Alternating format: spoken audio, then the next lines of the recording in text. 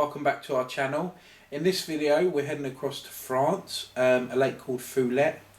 I first heard about this lake probably 2 years ago now. A couple of the guys in Eric's Angling at Farlow's had been there. I'd seen some of the photos and stuff. Another guy who works for Eric's Angling goes there quite regularly, a guy called Steve Blow, and he's caught some mega fish. Last year also the owner of Farlow's went out there. I think he'd done 3 days and had again some mega fish. This year I was lucky enough to be invited there on a trip, and it's one of those places where you just really can't say no.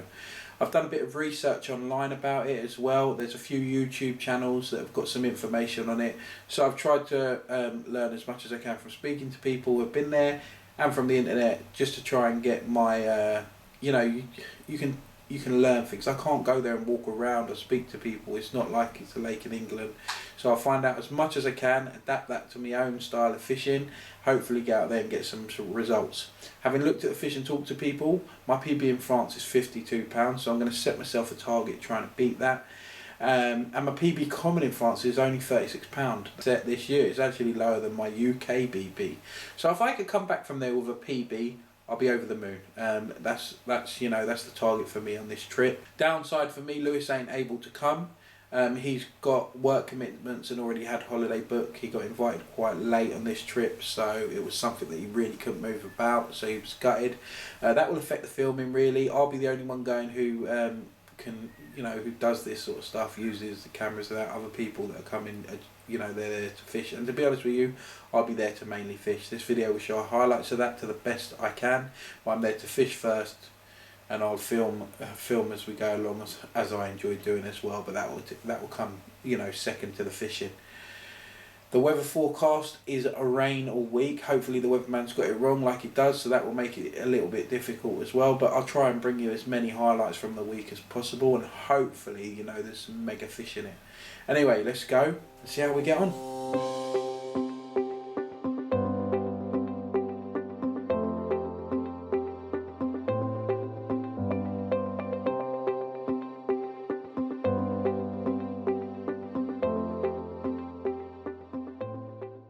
When I arrived at the lake, I was blown away by how beautiful it was. And to be honest with you, a few people had pulled out and were coming later in the week now. So we had the pick of the whole venue. We chose to go in a peg called Peg 5, which is predominantly a very productive area. The only issue with that is with no pressure on the rest of the lake, the fish had a lot of room to move. We got 5 days to make it happen, and hopefully we can achieve some PBs. So we've been here. I've just put a rod out. And we've probably been here 2 hours, but the rain's been relentless. I've just got my first one in, but Ed's rod that he's put out is shut off.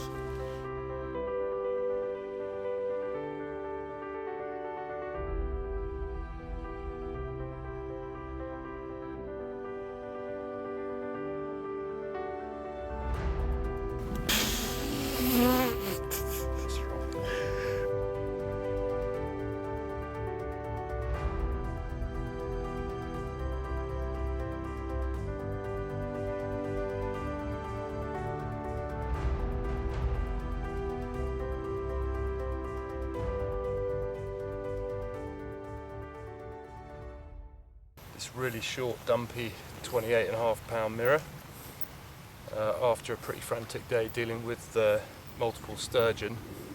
It's nice to get a carp.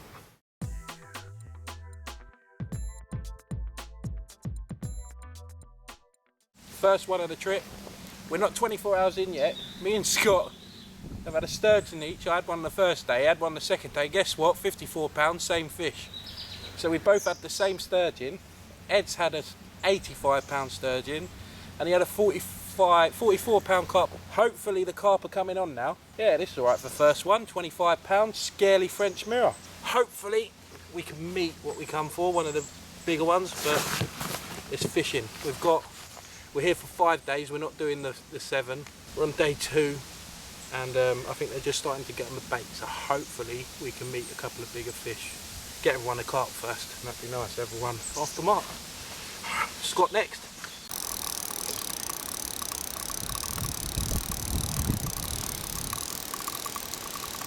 So the story of the trip so far is a couple of carp, well 3 carp, and these dinosaurs are showing up a lot. I think we've had 5 or 6 of these now. They fight like stink. Hopefully good.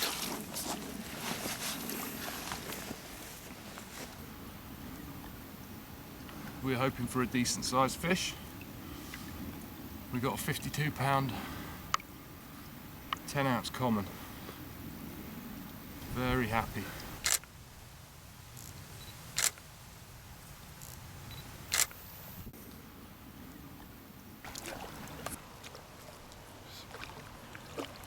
I think that will be the PB mirror. How you feeling about the new PB, mate? Buzzing. 36 pound 4 ounces. Very, very happy. Nice one, mate. Let's get it back and get the rods back out because it's happening in a minute.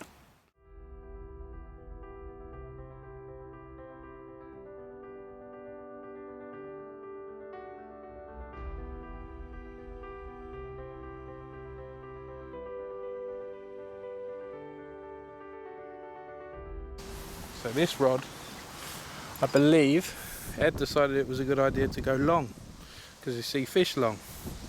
So I reckon I'm probably what, 400 yards? No, I don't know about that, but you are a lot of yards all the way. I mean, this doesn't do it justice, nowhere near, but yeah, all the way over there. Yeah, you're going to be here for about 15 minutes. If it's a sturgeon, longer. Yeah. Maybe cut there. But exactly what I come for. Look at that, 43 pound. The paddle on it's ridiculous. Get her back home. Stunning fish. And there's a lot bigger in here. But whatever happens now, I go home happy. Look at that. It's been quite slow, but we've worked so hard, all of us as a team. And finally it's come good. Stunning creature. So Scott's just slipping back. 43 common. And it's kicked off truly here because Ed's got a 33.5 common there. And I've got a 48 mirror. And Ed's into another fish. So very slow, but kept working.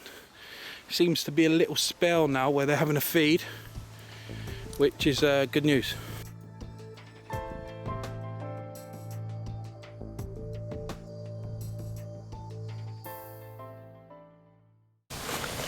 You happy, Dan?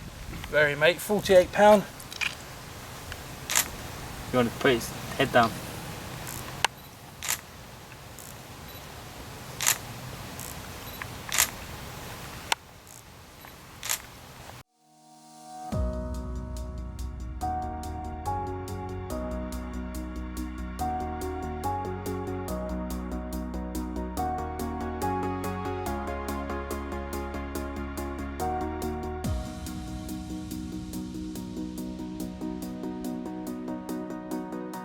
New PB.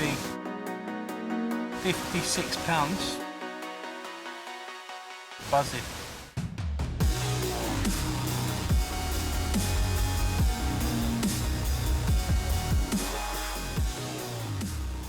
New PB. Look at the size of that. Ready to go. Here's Colossus.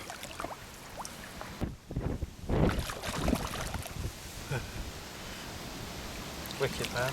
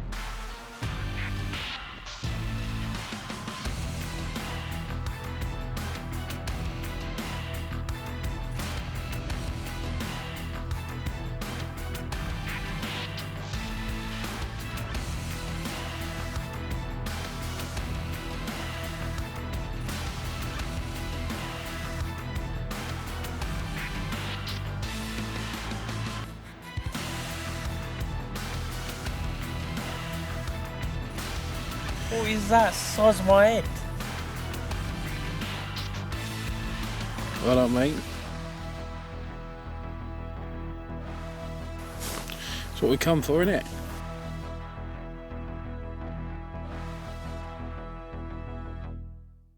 I've got no rods left in the water now, and Scott's rod's gone off as well. It's crazy. I had a little common and a couple of other mirrors. Slipped them back, they weren't that big. And at this time of night, when you have to wade in that, it's a bit too much work. But Scott's got a nice one here. 35, Scott? £35, yeah. Nice one, Scott.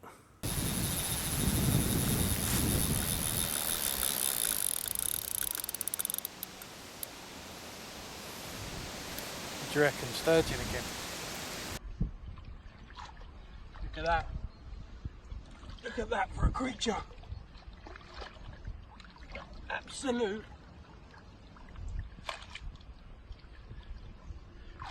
dinosaur.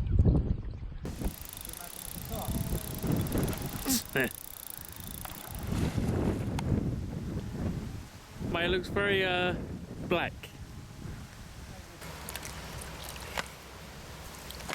Here we go. Here we go. Here we go. Oh, you're not going to get me. Right, so these little buggers continue to come. But to be honest with you, like I say, it was a bit of a slow day, so take another prehistoric creature. Stunning fish. But we need some more carp.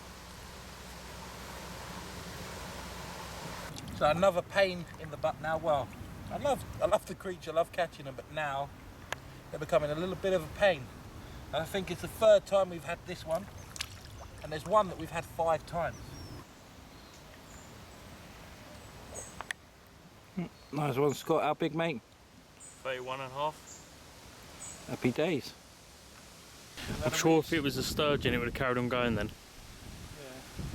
We've had a really slow day. We've been plagued with sturgeon, and the carp have been quiet, but true to form to this place at the minute, or what we think is form. We've only been here this week, we're not going to pretend to know it. As soon as it starts to get dark, the carp tend to come on. And yeah, this rod screamed off just on cue. Hopefully it's a nice one.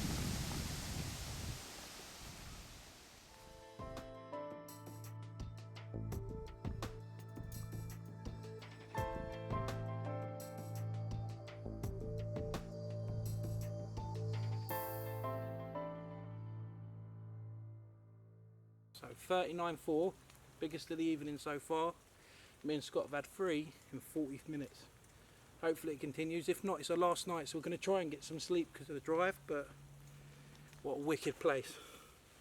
But yeah, 39.4, let's get it back. So, after having my PB common earlier in the week, I've just managed to get my PB mirror, £36, 12 ounces. We've got leave in an hour and a bit, about an hour and a half, and just before our alarm to get up and leave, we had a better alarm clock go off. Been another busy night. I think we've had 4 or 5. This will be our 6th fish. I'm going to go over the approach and tactics now. The key thing for us was using your eyes. We'd done all the homework away from it. Ed had been there before and known what previously happened in his trip, and it just didn't turn out like that. The fish, we were in a peg that is normally very, very good. It's near a nature reserve. The boys, they produce bites. Ed's experienced that. And when we got there, we kind of set off in that mindset, ready to try and catch from their areas. I'm with Ed. He's been there. He's got more experience of the place. That didn't capitalise, so we had to change it up. And what I mean change it up is we went out with the boat with the echo sounders in a nice area in the middle, about 19.6 foot. And that really come good for me. Scott found an area down to the right where he'd seen fish, and Ed was also, he was moving them about, and he also went over to casting the rods on shows and signs with solid bags, and that worked really well for him. So it just goes to show that, whatever you're told, sometimes it's not always going to be the way it's meant to be or what you're told it's going to be, and you have to be able to adapt to the situations.